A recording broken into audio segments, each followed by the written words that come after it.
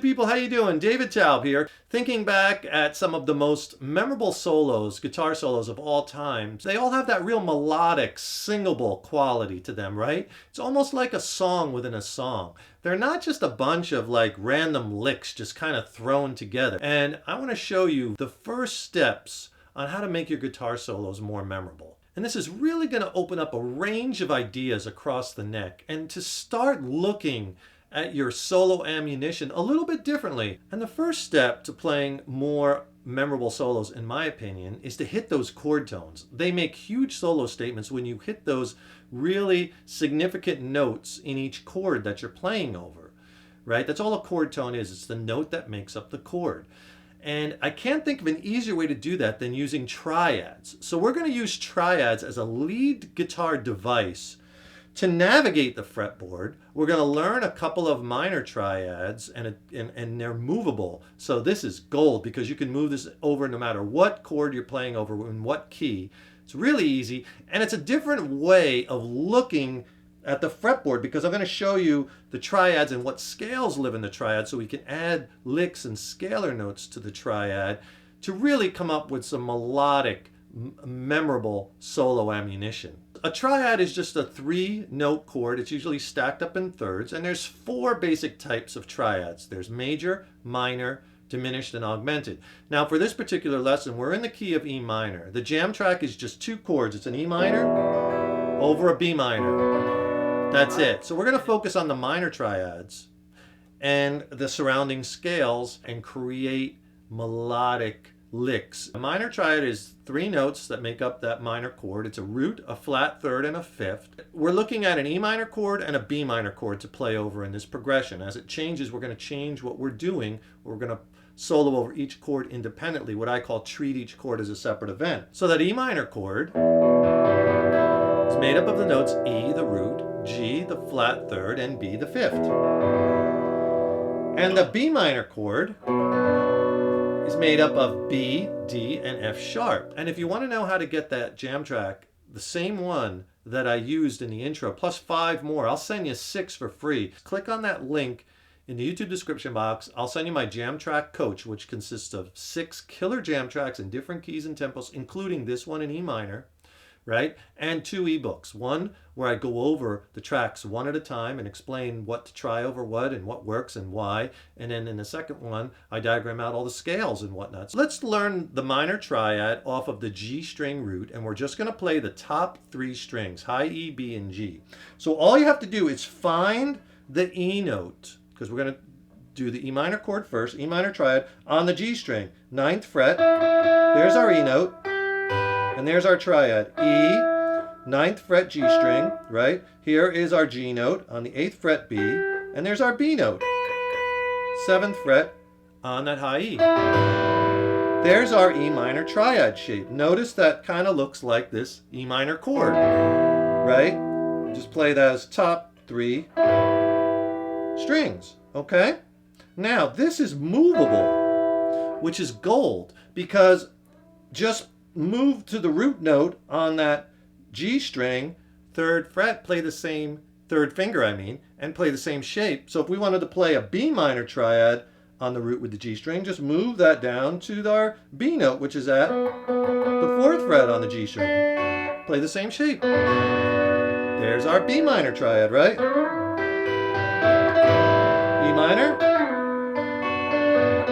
Already you can kind of hear the chord changes, how that outlines those changes, right? If you look at this triad a little harder, there's a scale that lives in. And in the key of E minor, since we want to use, let's say, E natural minor over this chord, over this progression, there's this beautiful E natural minor scale. Here's the triad, and there's that beautiful E natural minor shape.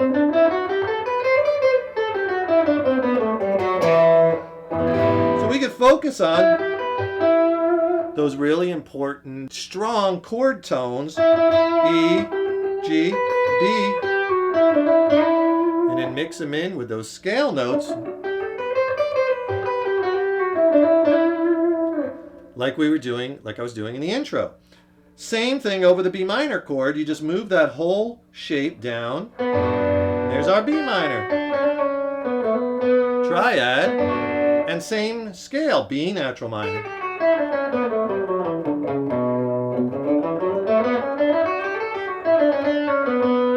Because it lives right inside this triad, inside that scale. Let me show you one other one, and then we'll get back to licks over each chord and whatnot. So let's learn another triad, the high E string root 3-note triad. So for E, all you would do is you would find your E note on the high E string, 12th fret, and here's what that triad looks like. E, B, G. Just a 1-finger bar over the top 3 strings. Kind of looks like this full E minor chord. Now again, that's movable. So here's a little test for you. We're playing the E minor triad off of the high E string root, which is at the 12th fret. Now, when we go to B minor, what fret will we play that triad at?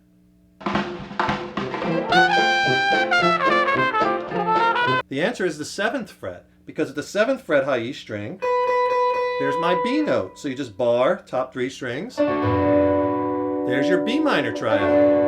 But hey, if you have a second, please subscribe to the channel. You know, subscribing to the channel, that really helps us to keep bringing the content. Let us know how you like this lesson and what lessons you'd like to see in the future. And if you like the lesson, please click the thumbs up, give it a like, and we so appreciate it. Okay, so you know those triads. What good is that, right? How do we use them? How do we apply them? How do we make them musical? Just knowing them is only half the battle.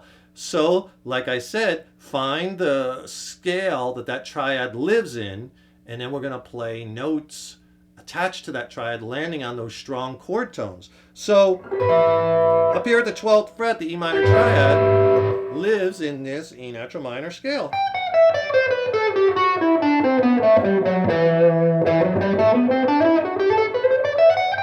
Because now we can hit it, we know those 3 notes of that minor triad, and now we have all these other notes right here that we can grab and then emphasize, right, our triad notes. Same thing for B minor. Remember, 7th fret and the B natural minor scale, same exact shape, we're just moving it to the 7th fret.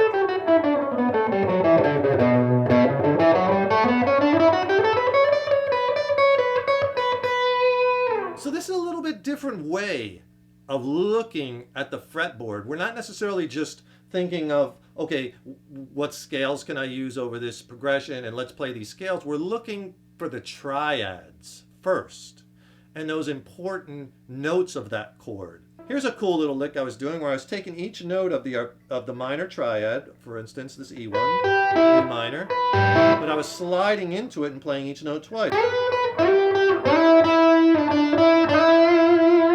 And then I was ending it on my E note with vibrato, sliding 9, 7, 9.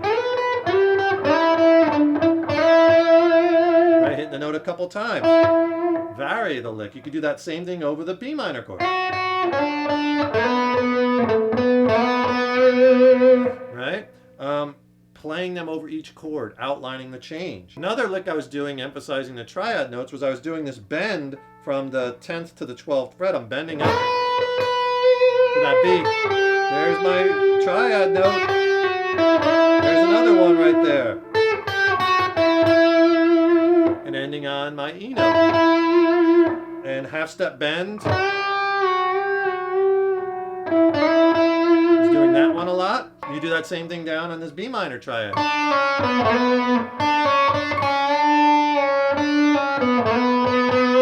Again, you hear that triad within the notes that you're playing, mixing in with the scales. Another thing I was doing, I was sliding up to that 1-finger triad, like the E minor one. And then I was playing that, adding that F sharp note, playing that 9. And then I was doing it over the B. See, I was letting those triad notes ring out. And get right back on that E note It's important to know where those root notes are, your E's.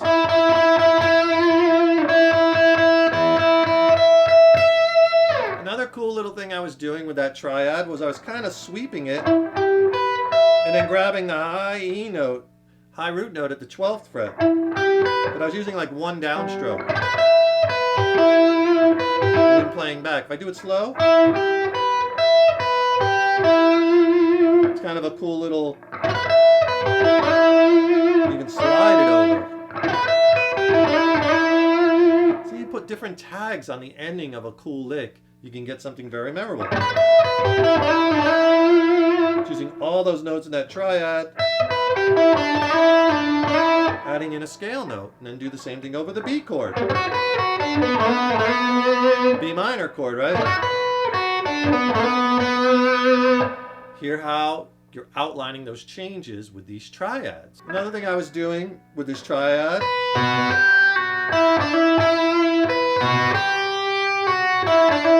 holding that pull off.